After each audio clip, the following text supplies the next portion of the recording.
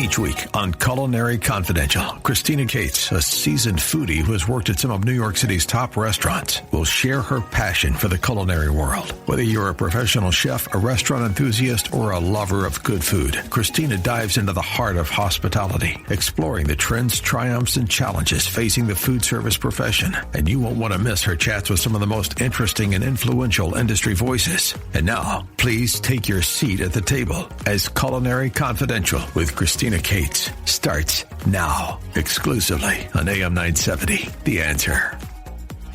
Welcome to Culinary Confidential, where I dive into the art of hospitality, one unforgettable experience at a time. Tonight, we're setting sail into a world where service meets the sea, the world of luxury yacht charters. I am your host, Christina Cates, and this show is produced in association with my dear friend, Lucas A. Ferrara. When most people think of yachts, they think, gleaming decks, turquoise waters, chilled glasses of rosé at sunset. At least that's what I think. But behind every moment of effortless beauty is a team of people, captains, chefs, stewards, and deckhands, all working together to create an atmosphere of comfort and indulgence that rivals any five-star resort. Hospitality on land is an art, but at sea, it's a performance. One that requires precision, creativity, and adaptability. Because out on the water, there are no grocery stores, no quick runs for supplies, and definitely no room for error. Every detail, from the way a cocktail is garnished to the way a guest's favorite wine is chilled, has been planned for days, even weeks in advance. Luxury yacht charters are about so much more than the transportation. They're about experience. Imagine waking up to the gentle sounds of waves along the Amalfi Coast, or watching the sun dip below the horizon in St. Bart's. Your private chef preparing dinner with ingredients sourced from the very port you anchored in that morning. Each voyage is a story, curated by crews, customized by the guests, and perfected by the unseen rhythm of hospitality. The chefs aboard these yachts are culinary artists in the truest sense. They don't just cook, they anticipate. They create menus that reflect the region, the season, and the personal tastes of every guest. One night, it might be freshly caught lobster with a citrus beurre blanc. The next, a simple, elegant Mediterranean mezze spread served under the stars. It's the balance of refinement and spontaneity that defines the luxury charter experience. And then there's the service, that intuitive, graceful attention that makes a guest feel not just pampered, but understood. Yacht crews develop an uncanny ability to read the room, to know when a guest wants company and when they want solitude, when to pour another glass and when to simply let the ocean do the talking. At its core, hospitality at sea isn't just about luxury. It's about connection. It's about creating unforgettable moments that feel deeply personal, even in the most extraordinary settings. Every smile, every carefully folded towel, every beautifully plated dish contributes to something greater, a feeling that time has slowed down and that every sense has been awakened. So whether you're a lifelong sailor, a foodie, or someone who appreciates the finer things done with heart and humility, tonight's conversation is for you. I'll be exploring what it really takes to deliver world-class hospitality aboard a luxury yacht, from the galley to the bridge and every stunning stop in between. Now, behind every guest who says, "That was the best week of my life," there's a crew of professionals who make it all happen. They are the heartbeat of luxury yachting.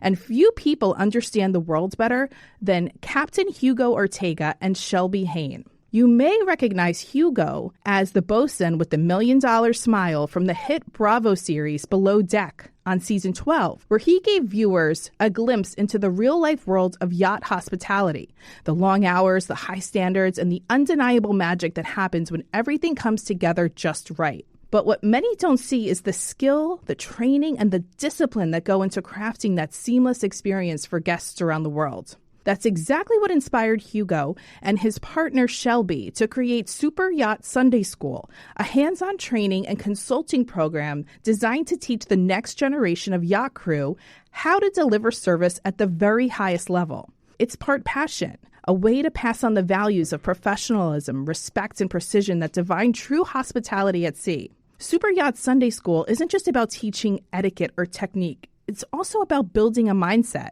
Hugo and Shelby are helping shape a new generation of crew who understand that hospitality is a calling, not just a job. They know that success on a yacht doesn't come from perfection. It comes from preparation, communication, and teamwork. And let's not forget the yachting world is evolving. Today's guests are looking for authenticity, experiences that feel personable, sustainable, and connected. That's where Hugo and Shelby's vision really shines, blending world-class service with genuine warmth and respect for both people and the sea. Now, let me please welcome Captain Hugo Ortega and Shelby Hayn, but we're going to call her B tonight because that's what everyone calls her at sea. Welcome to the show. Thank you so much for having us, Christina.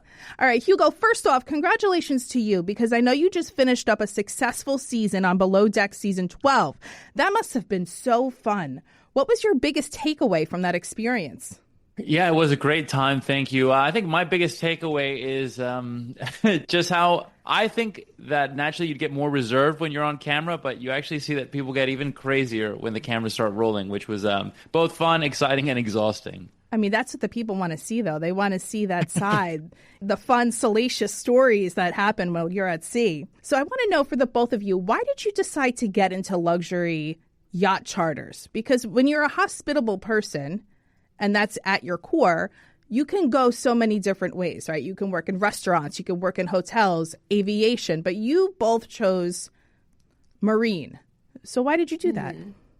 Well, for me, you hit it on the head with what you were saying. I always had worked in hospitality. So that was what I worked in restaurants when I was in college. And I always liked and enjoyed that side of it. I tried to go a professional route and be an engineer at one point, but I really, really didn't like what I was doing. And a corporate life just wasn't for me. And being a misfit, I always wanted to travel. And thankfully, when I was starting to travel, I took a trip and went around the world.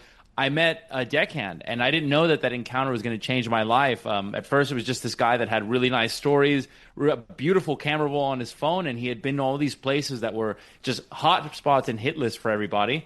But then I realized, like, hey, not only can you make a lot of money, but this was a perfect way to keep traveling. And that was what initially drew me to it. The hospitality was something I was well-versed in, but I just wanted to see the world. And, the more I thought about it, I couldn't think of a better way to see the world while also making money.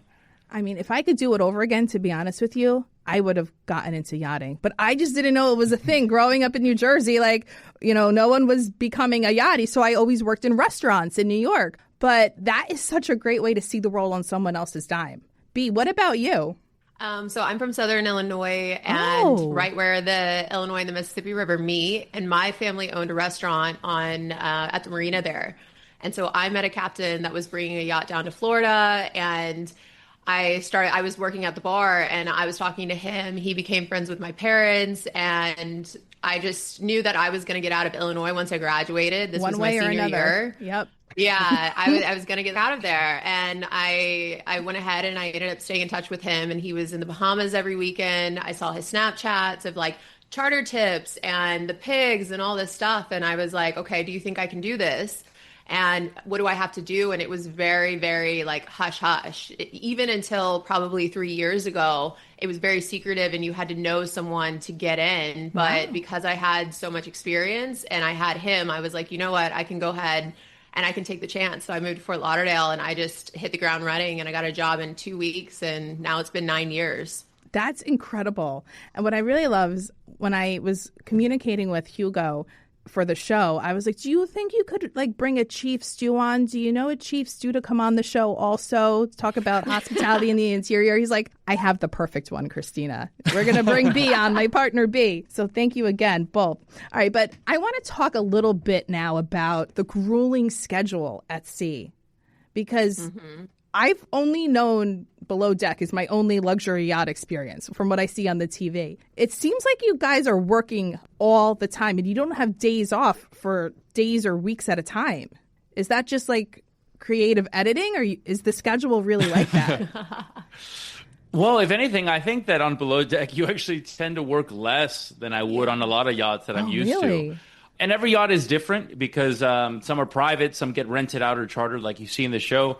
But the main point of it is, when we're in season and when it's the summer, we work long hours. And I mean, different boats go through 2 weeks, 3 weeks without having any break because, one set of guests come off, the next set of guests come on. And that's what we're there for, right? We're making other people's vacations. We're not exactly enjoying the summer. And that can be really tough on people. There's a lot of perks. There's a lot of downtime in between when we can take it and between seasons. But it's not for the weak of heart. We work a lot. In the off season, we work normal schedules, so it's like 8 to 4, and then every once in a while you get, the early finish Friday or the long weekend, and that's when everyone's on holiday. So it's usually a lot more lax when the boats are in shipyard, kind of getting ready to then hit the ground running again and go hard. So what is yacht season? Does it depend on like where you are in the world? Like if you're in the Caribbean, it must be like in the winter? It depends on the yacht because we typically have two really big seasons. So we've got the summer, which, most yachts do stuff in the summer. But it's always summer for us. Right. and then there's also the winter season. So you're talking about probably 3 to 4 months on either end of the year. Some yachts only do one season. And then some yachts, even worse, they're kind of active all year. So for the most part, you're looking at 1 to 2 seasons, which would be like 3, 6, or even 8 months of busier activity throughout the year. That's manageable, I think, right? You go hard for a couple months, then you take it easy for a couple of months. That's good. All right, Hugo, I know you're the captain now, but on Below Deck, you were the bosun, and you've worked in bosun roles on deck throughout your career. What does a typical day look like aboard a super yacht for you as far as responsibilities on deck? So bosun's pretty much, if you were to equate it to anything else, it's like middle management, right? So you've got a few people under you. On the show, I had 3 deckhands under me. So when I wake up, one, I'm meeting with the captain to see what are the expectations for the day, what are we doing? And at the same time, I'm kind of checking on the work that was done overnight by the night guy, see our position, check the anchor. So it's like balancing, checking the actual vessel, the cleanliness, what are we doing with the guests, and also then the safety of it as well. Right. And then from there, divvying out jobs to start preparing for things. If we're going to launch the water toys, take them out water skiing. Are we going to go to the beach, have a setup? Let me get with the chef, start planning. When are we taking people to shore? Logistics. What are we putting in the tender to take everyone to shore? So I'm kind of just orchestrating that while managing the rest of my team. Some are going to keep cleaning, some are going to start prepping for things, and other ones are going to help me directly with the guests. And just kind of that juggling act the rest of the day. Nothing stresses me out more as the viewer than a beach setup. Okay. From the interior to the deckhands, I'm like, oh, they're going to forget something. Someone's going to forget a wine opener. The chef's not going to be happy. So that's stressful even for the viewer. So I can't even imagine what you do on board. But Shelby, tell me more about the interior and your role as the chief stew. So I'm at the top. I kind of like also help run the monkeys. So I am liaisoning with him, the captain, figuring out the plans, but I'm also the main smoke and mirrors for the guests. So I'm the one doing service. I'm making sure their cabins are getting done. The table is set. We're not missing anything on the table. The beach setup is perfect. I'm, dealing with the chef, and, chefs are crazy. So it's always a lot at once. Yeah. And everyone always, wants a different breakfast order and drinks different coffee. And you're just kind of, chicken with your head cut off. But it really works. And when you know what you're doing, it's a lot of fun. It's really easy. So managing people is hard, right? In any job, managing different personalities is a difficult thing to do. What is your management style for both of you? You're managing 2 different sets of people. I think what I try to do is, one, see where everyone's at, because everyone's at a different level. So, that might involve training or management of expectations. But then once I have a good idea of what people are, trying to, empower them to be better. Because as you'll see on the show, and as you see in all of yachting, there's way too many jobs for the amount of people that we have, and it's impossible for me to do all of them. It's impossible for her to do all of them. So trying to give people enough rope and empowerment so they can kind of do better, and then basically making adjustments with that. You figure out quickly who you can depend on, who needs extra oversight, and then kind of piggybacking back and forth. What about you, B? Because I always see that the chief stew gets a bad reputation. I mean, the other stews, they always think like the chief stew is so tough. But as someone who's been in management, has operated high volume places, like I get you have to be firm but fair, and not everyone's going to like you. So how do you deal with that? I do kind of similar style to him. I think that's also why we work so well. We've worked on over 10 yachts together over the last 6 years. And it's very much the same. It's like dependent on the person, but I'm also the first one in the line of fire whenever there's something wrong with the meal, or whenever something is forgotten, or maybe there were, dirty rags left, next to the bed or something like that. And so I'm a little bit harder. If I see that you're not super willing to learn and you're not going that extra mile to kind of help out, I do kind of become more stern, because you just have to be. That's right. You have high standards of excellence, and you need to make sure everyone's in line with that. Okay, so when we talk about the interior, I understand where those opportunities for hospitality are, right? Like the elaborate tablescapes, making sure everyone has the right cutlery for their meals. Bathrooms are perfection. There's perfumes, there's lotions, all of that. But Hugo, how do you define hospitality for the deck team? And how does it differ from the interior? The deck team, it's interesting because when we have guests on board, our job is split because part of it is still running a ship, which is the safety and all the other side of it. But then part of it is the hospitality side. So, even though on the inside the girls manage or the interior team manages all of the needs and the housekeeping, the drinks and everything, once the guests are outside, they're starting to use the water toys and they're starting to inquire, for us taking them to shore on excursions. And that's where our side of the hospitality is, because we're still pleasing and working with the guests to fulfill whatever needs that they want. But usually now there's some kind of motor involved or there's like an activity involved. Yeah. So I think that's where it comes down for us to really have to shine, whether it's fulfilling whatever those tasks are, making sure that in a timely manner we have all those toys and extracurriculars out for them. And then when we go to shore, making sure that they have a really good experience. And again, liaising with the interior. So everything that they need, whether it's a beach picnic, whether we're going on a hike, is there before they know that they need it. Mm-hmm. It's a lot of just like logistics, I would say, for the deck crew. And also like when you're docking the tender up next to the yacht, did you do it in one try? Did you hit the boat? Like, is everyone kind of worried that you're not doing it so great? It's just the little things like that if you don't execute them perfectly, that's when people get angry and owners start screaming, get me off this effing boat. Oh my gosh, so much pressure. So much pressure at sea. All right, so how do you deal when you have to say no to a guest, right? Because you were talking about the safety, Hugo, for a minute. There's a huge safety factor with the boat. I've seen, obviously, on the show, there's times where someone wants to jump in the water at night when there's like no swimming in the ocean at night because that's not safe, or someone goes on the jet ski and they go off a little too far out of the line of sight. People that charter these yachts, they're a little entitled. They are the 1% of the 1%, so they don't like to hear the word no. How do you deliver that message without offending them? I think it's actually a really tricky balance.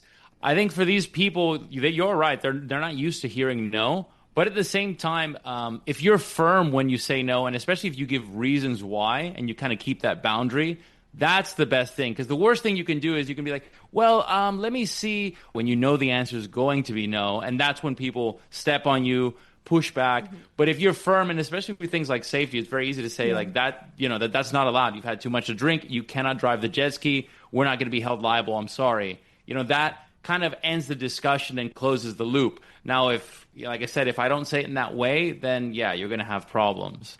And the team also needs to kind of everyone be on the same page and in congruence, because if I'm telling them one thing and I've told them yes, I'm usually the first person they go to with questions or to do, stupid, silly things. But I need to go to him kind of right away. And I never give definite answer. I always say, let me talk to the captain or let me talk to the, chief officer or whoever's around, because I don't want them to say, well, she said this and you're saying this, and then now we've got a problem. Yeah, it's kind of like a kid with mom and dad. I was just thinking that. On the same page. That's right. The parents have to be on the same page. Okay, B, what's a guest experience you created that you're especially proud of? One that you feel really made someone's day or week unforgettable. It's not going to be what you think it is. Tell me. So it was during COVID, and we weren't supposed to have any charter guests. We had just dropped off, we'd done 2 or 3 back-to-back charters. Wait, where in the world were you? We were in the Bahamas. And it was during COVID. So we just dropped off all of these charters, and all of a sudden our captain, he was crazy. The boat was actually a nightmare to work on, and we were all very tired, and we had been told that we had the weekend off, and he was trying to get us to pick up another charter. And so they had chartered Lady Michelle, which was on below deck. It was a 60-meter blue hull, and their whole entire crew got COVID the day before the charter was supposed to start. And so that's when we're in talks. And so we ended up picking up the charter like last minute. I think we had like a day to get ready, but we had to grab all of their stuff from the other yacht. It was down in Exuma. We were in Nassau. It's very far. And these guests get on board, and I mean, they're ready to go. They are on fire. There's a lot going on. We're just looking at each other like we're going to get annihilated. We had so much alcohol that like we couldn't even walk through the pantry. And we were just like, okay, this is going to be a very, very long week. And they ended up being the best people in the world. We ended up, like, so many things were wrong. Like, the chef was really terrible, and I was able to just kind of like joke it off with them. The boat kept breaking, and we had fire alarms. We were able to kind of, make light of it. We ended up, when someone got hurt, we had a medical emergency and we smashed it. We grounded. We had a late night barbecue, and we stayed too long. So then the boat was stuck, the smaller yacht that we had taken out, and we had to like get everyone off of the small boat and push to get off of the sandbar. And so it was like, it turned into this like teamwork effort, and we actually made this charter for them that they were so stressed out about, and they were so upset that they were going from a 60 meter to a 45 meter. So it was a really tight fit. Wow. And we actually like turned out to be friends with them. And so we just saw them at their daughter's wedding. It was at a castle in Ireland. That's so nice. Yeah, like this summer. And then afterward we went, they had a villa for a few days. We went and partied with them for a few days afterwards. They took us on vacation with them the next year. So I think what we're going with it is, it looked on paper, everything was slated for it to be like terrible and really bad. And because we were such, the crew had such good synergy and they really liked us, they looked past so many things and they understood that it was last minute, and everyone had a really amazing time. And we actually like bonded as people more so than just being like the divide, employee and charterer. And this happened 4 years ago. And so when we went to their wedding this summer, everyone was still just so happy and so thankful for that trip that we all took together. And I think that's when it really stuck with me that, oh, this is why I do this. This is why I love this job. The lasting memories and the impressions you have on people. They're never going to forget you. That's amazing. All right, let's do this. Let's go to our first commercial break. Stay tuned. You're listening to Culinary Confidential with Christina Cates on AM 970 The Answer.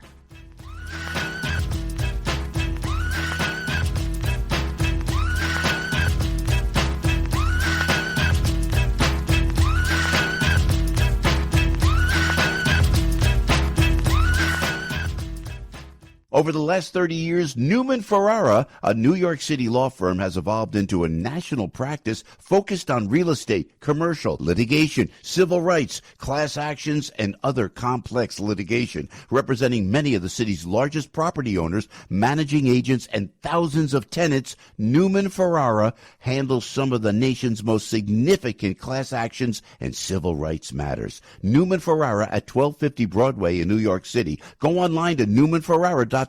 That's newmanferrara.com. Listen to the firm's name partner, Lucas Ferrara, every Saturday at 10 a.m. on Dottie Herman's longest-running real estate radio program, Eye on Real Estate on AM 970. A real estate lawyer for 35 years, Lucas is a professor at New York Law School and is also a published author with books on real estate and New York's landlord-tenant law. Tune in Saturdays at 10 a.m. to hear Lucas's unique perspective and advice on Eye on Real Estate.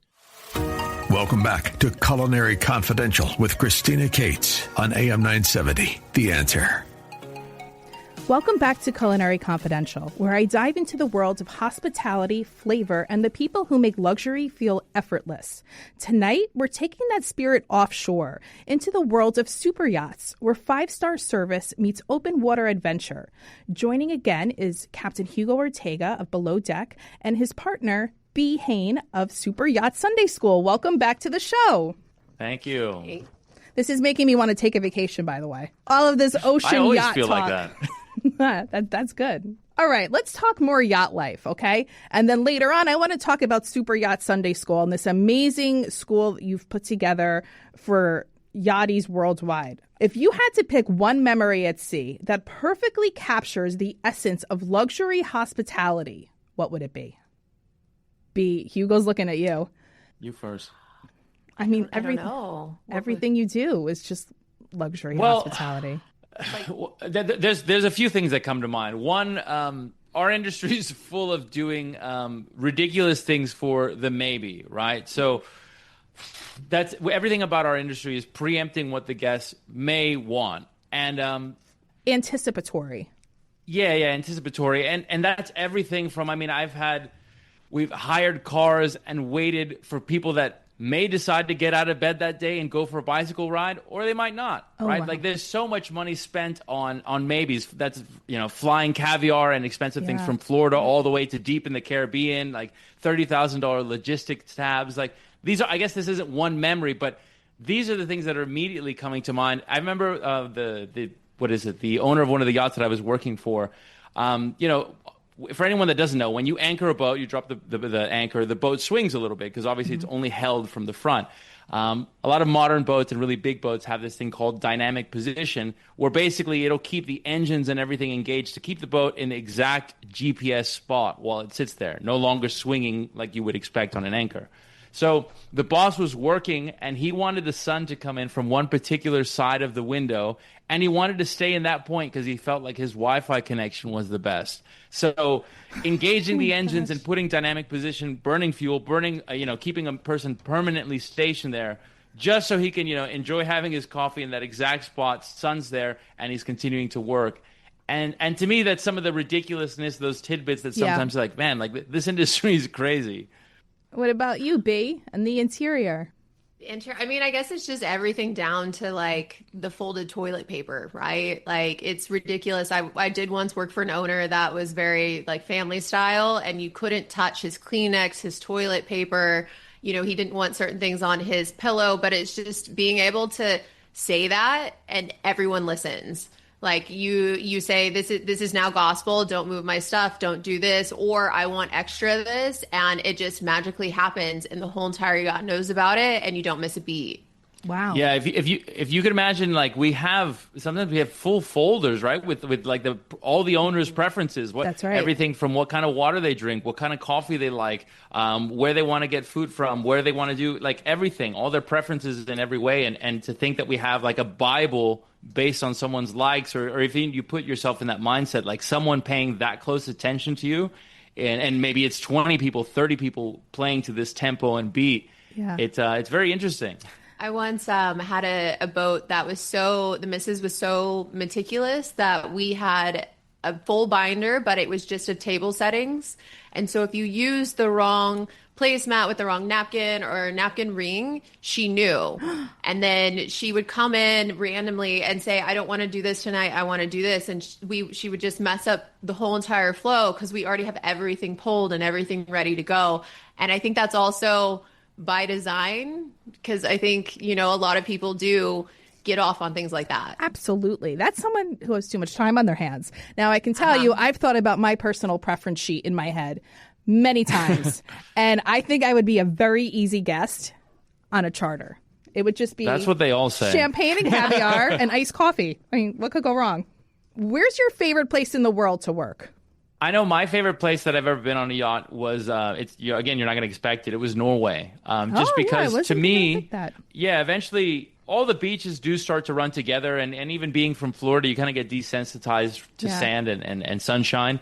So I've now at this point in my life, like different experiences, mountains, snow.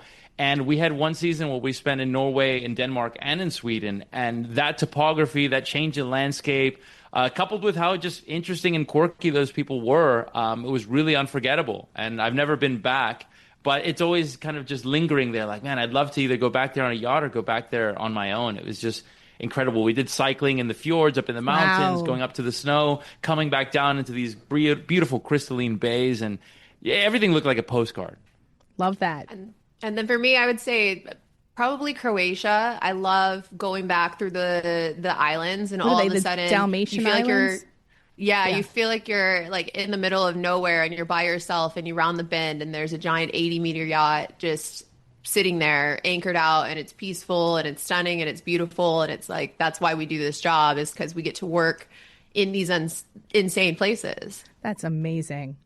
Are there noticeable cultural differences in hospitality expectations depending on where the guests are from that are chartering these yachts?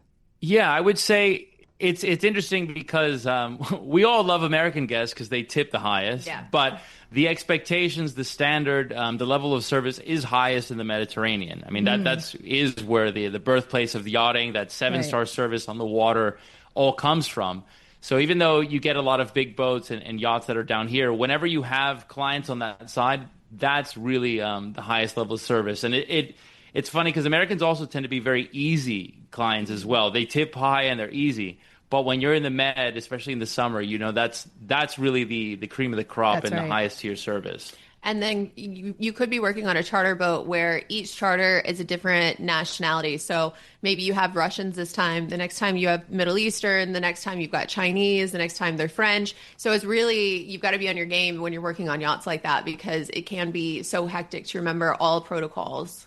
How do you balance the professionalism, though, with like warmth and personality when you're working with these high-profile guests? Because you don't want it to feel like super sterile, right? Like just very uniform and like this is how we do things. You want it to feel personal to them. Like that's probably a very delicate balance.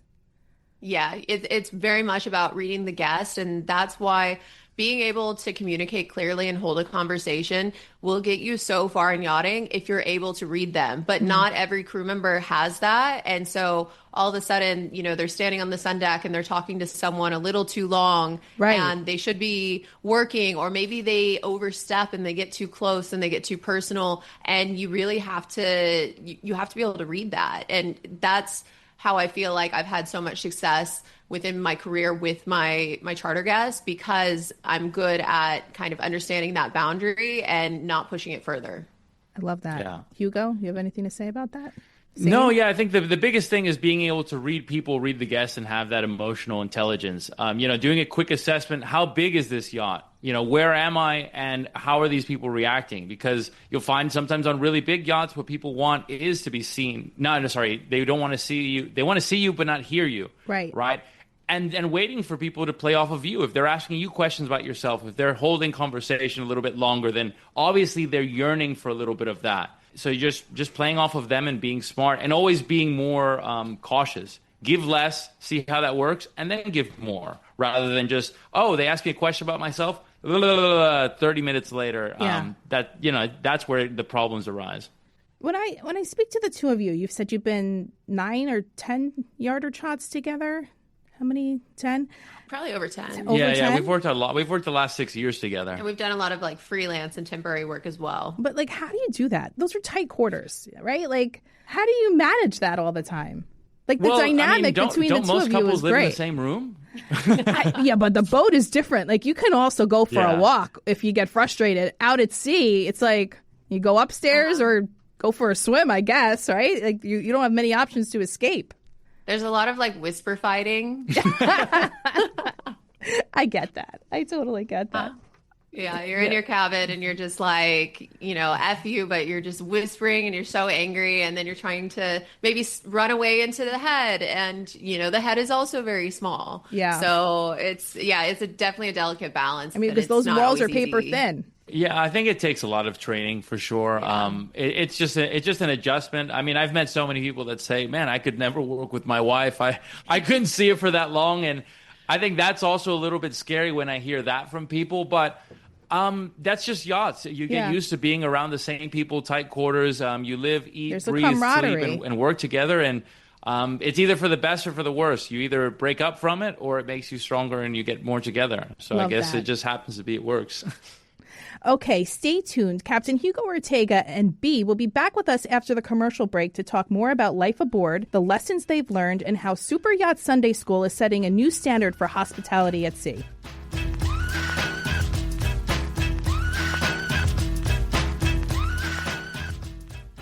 Over the last 30 years, Newman Ferrara, a New York City law firm, has evolved into a national practice focused on real estate, commercial, litigation, civil rights, class actions, and other complex litigation, representing many of the city's largest property owners, managing agents, and thousands of tenants. Newman Ferrara handles some of the nation's most significant class actions and civil rights matters. Newman Ferrara at 1250 Broadway in New York City. Go online to newmanferrara.com. That's newmanferrara.com. ferrara.com. Listen to the firm's name partner, Lucas Ferrara, every Saturday at 10 a.m. on Dottie Herman's longest-running real estate radio program, Eye on Real Estate on AM 970. A real estate lawyer for 35 years, Lucas is a professor at New York Law School and is also a published author with books on real estate and New York's landlord-tenant law. Tune in Saturdays at 10 a.m. to hear Lucas's unique perspective and advice on Eye on Real Estate. Welcome back to Culinary Confidential with Christina Cates on AM 970. The Answer. Welcome back to the show. We're back on deck with Captain Hugo Ortega. Yes, the bosun from Below Deck Season 12, and B. Hayn, the hospitality expert, or Chief Stew, as she's known on yachts. We're diving into what it really takes to run a luxury charter smoothie, the behind-the-scenes stories no one sees, and the moments that make life at sea both challenging and extraordinary. Hugo and B, thanks for joining again.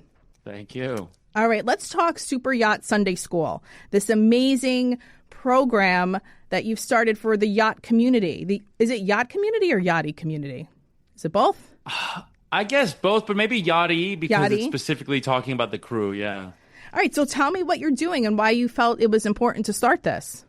So it's this, it's really multifaceted because it's a community. It's also a mentorship, and it's also like an online course. It's a place for people to come together and both share experiences. At first, it was ours, right? Our experiences, our teachings, our knowledge, our know-how. But now it's evolved into, people of all over are sharing, people that are now based in the Med, people that are in the Caribbean, people that are all over the world and sharing, learning from each other, and again, getting instruction on things that they didn't know. Because the reason we did this is because there is so much of a lack of knowledge being passed down in this industry. There's a lot of gatekeeping. There's a lot of things that you learn as you progress with time, with age, blood, sweat, tears. And we didn't want people to have to go through all of those experiences, both good and bad, to learn those things. And it's a sounding board, it's a place for advice, it's a forum, it's a lot of things. Basically, we took a lot of jobs that, we felt like we got screwed over or lied to, or, you're dealing with these really harsh personalities. And we want to pass that down, that's not normal, and kind of like reset the standard. I love it. Yeah.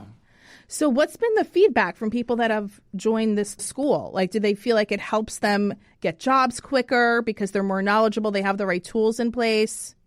So, yeah, the feedback has actually been super incredible. Like, people that are clients are through the moon, and they make better decisions. They find jobs faster. They get paid better. It's basically, what if you had 10 years of a captain experience and also almost 10 years of a chief stew experience and plug that into your brain? Like, naturally, you're going to do better. It's the perfect storm, the two of you. Yeah, but also just the people that even just follow us on social media has been such an overwhelming amount of people that are like, wow, thank you. I was never a client, but everything that you've said is the reason that I'm yachting today. You've helped me in my career so much. Thank you so much. Like, it's really incredible the amount of people we touch, both the ones that we work directly with one-on-one and also the ones that are just following us. All right, but what's the run of show for the school? Like, if I decided tomorrow I want to join Super Yacht Sunday School, right? Like, what's the first thing we're doing? Are we going over safety protocols on boats, or is it the hospitality part? What are the topics that you're covering? The initial thing that we'd be doing isn't so much me showing you hey, this is the safety of the boat. We do talk about those things, but what we do is we sit down, we have a call immediately, and I make a personalized game plan of what's the fastest way for you to get on board. Because there's a lot of people that have no idea how to become crew. They want to become crew, but there's a disconnect from doing that to getting there. So I'll tell you what certifications make sense for you. We make your CV, what you're going to say, what you're not going to say, how you're going to talk in an interview. Let's have a mock interview and walk through the steps. Where are you going to go?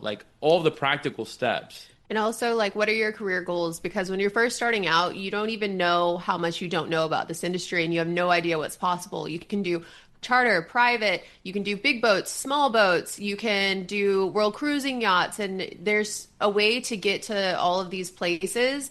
But whenever you're first starting out, you don't know about those opportunities. You might not do the right steps to go work on that world cruising yacht in Antarctica. But we help you get in the right place, take the right job, so then you can, end up having your dream job. Yeah, and also avoiding taking the wrong jobs, because sometimes people get desperate and they just want to take the first thing that's on their lap. And we really stress that if you pick the wrong yacht, like it's more than likely going to be your last one because you're going to get burnt out, you're going to get screwed over, not get paid, whatever it is, and end up going back home and just saying, I don't want to do that anymore, which, is what we want to avoid. I bet you wish there was something like this in place when the two of you first started in the industry, right?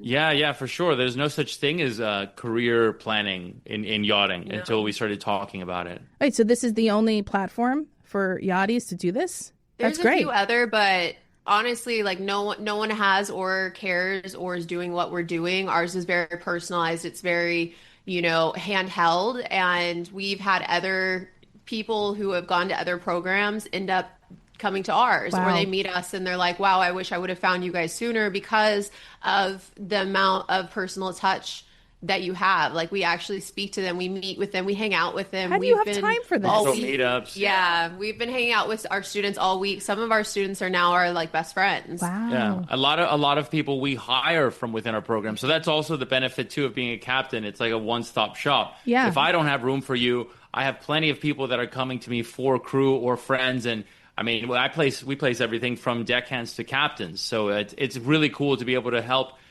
you career plan and then help you actually get the job that we were talking about. Right, it's like your own recruiting firm. Yeah. And it also makes you feel like you're not, trying to start this career by yourself. When I started 9 years ago, I had that one captain helping me, but I still wasn't sure because there was nothing on the internet. Yeah. And so it's also a lot of peace of mind, but also accountability that you're doing the things that you need to be doing and that they will work. Because right before everyone gets a job, there's usually a little panic of, is it going to work? I don't know. And, we talk them off the ledge and just say, no, stay patient. And then what do you know? 2 or 3 days later, now they've got an interview. 5 days later, now they've landed their job. And then we get a lot of "you were right" messages. And That's so awesome. I think it feels, we feel very verified in everything that we've been doing because it works. Yeah. One quick example, like for instance, right before we hopped on this call, like I got a text message from one of our deckhands.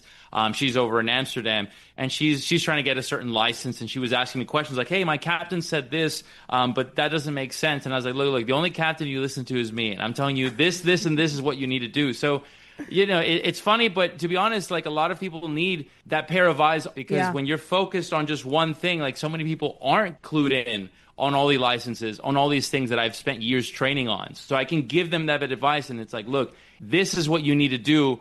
Cloud out all the rest and don't listen to it. Oh, it's a great resource for people. So you were talking about the CVs for a minute. You help, format a CV for a new crew member. They always have pictures on them, I've noticed. Like when I've watched the show. Is that like standard operating procedure in the yacht world to have your picture on your CV? Yeah, absolutely. Everyone wants to see, what do you look like? You can see, everything from your hair color, how much makeup, are you overweight? It's very much a looks-based industry. But with that being said, ugly people can still get jobs. Like, I know plenty of ugly people. And it's a real question we get. We get questions on Instagram all the time. I'm ugly. Can I get a job? Oh my God, that's terrible. Yeah. But yeah, I mean, look, it's a very unique industry because you also are putting like your hobbies on there. What do you like to do in your off time? The CV is very unique to yachting because of the fact that this is a unique job, right? We're far away from the normal societal things, and we're living together. We're eating, sleeping, breathing, doing everything together. So we want to know who you are, what you look like, what you do. And for better or worse, that's how yachting CVs are. Yeah. And when we go to hire, it's very much, we like to hire friends. Like in yachting, it's not so much, there are recruiters, but your network is what gets you jobs. Because, a friend coming to me and saying, I've got this great stewardess, I would much rather take a chance on that person than someone I don't know that hasn't been verified just by a recruiter. Yeah. Do you have any tips for aspiring crew or hospitality professionals looking to work in the industry? My biggest piece of advice is that you have to take big risks to do this job. Like, if you think you're going to sit at home applying into the abyss, if you think it's not going to cost you much money, if you think you can keep the job that you have while you're looking for that job, like none of that is true. It's about quitting your old life, burning that bridge, and then coming and physically trying to take that risk. And that's why we're so successful, because we mitigate that risk by making sure that by the time you get here, everything's perfect and said and done. But I think too many people think that it's a passive thing to get a job on a yacht, and it's more than a full-time job. It's a lifestyle to get a job on a yacht. Yeah. And also, a lot of people don't realize who are in hospitality, you are actually the best candidate to get a job the quickest.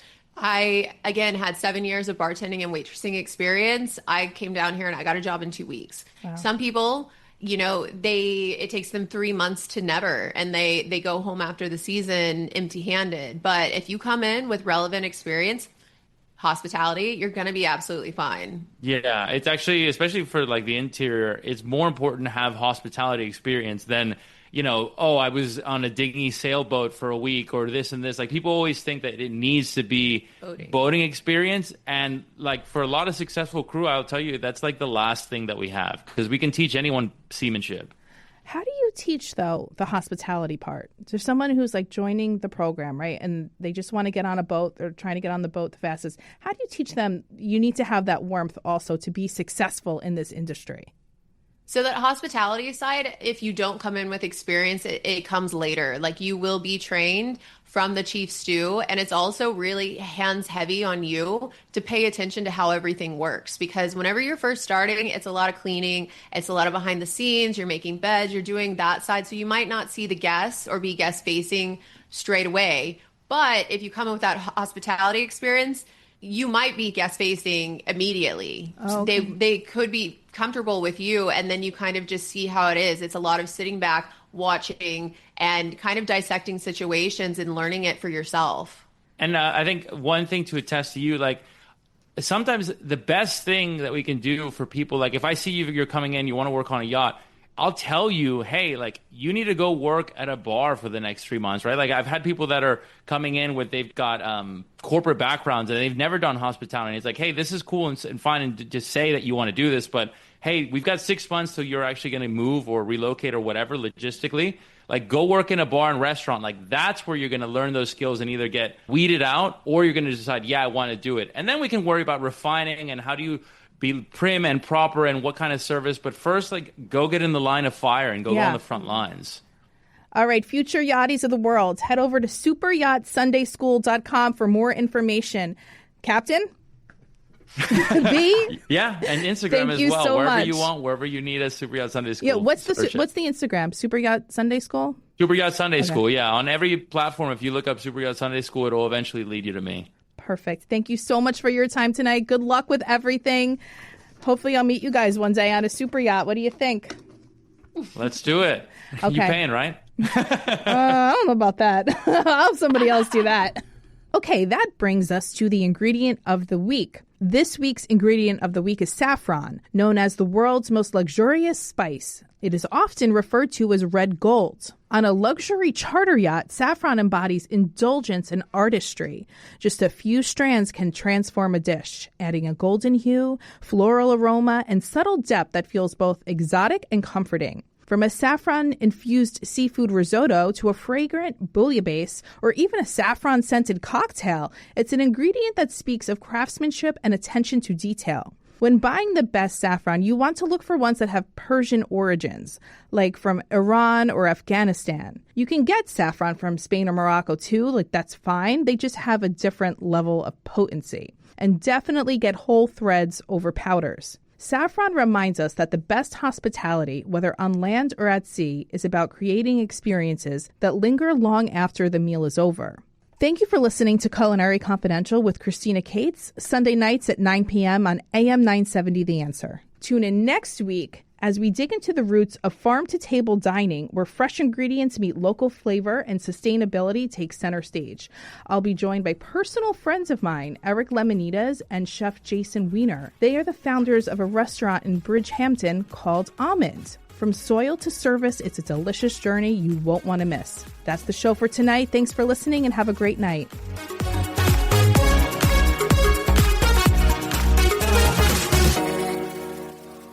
The preceding program is sponsored by Shake It Off Live, LLC.